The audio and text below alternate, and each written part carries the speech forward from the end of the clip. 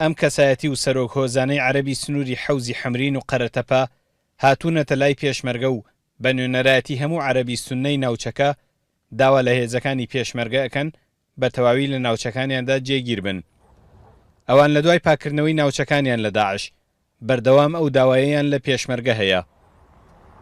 ومنطقة أمينة والأمان 100% تحت خدمة البيشمركة. ئێستا ناوچەکەی ئێمە ئاسایشی تیادا بەرقەرارە. ئەوەش لە سایی لولەی تفەنگی پێشمەرگەوە بینین. ئەم هاتنەشمان بۆ ئەوەیە هەم داوا بکەین پێشمەرگە بمێنێتەوە و هەم بەڵێنی هاوکاریشان پێ بدەین.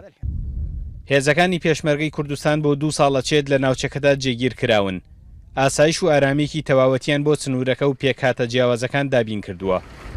لە بەرامبەر ئەو داوایی سەرۆکۆزە عەرەبەکانیشدا فەرماندەی پێشمەرگە دەڵێت ئێمە دەیان پارێزین و ئەوانیش پێویستە هاوکارمان بن.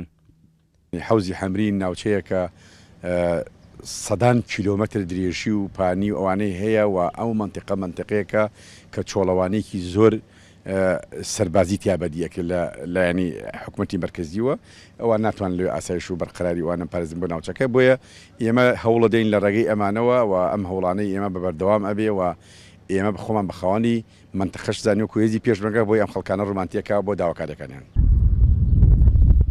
ناوچەکە سنوورێکی بەرفراوانە، زۆرینەیەکی عەرەبی سوننەی تیادا دەژی.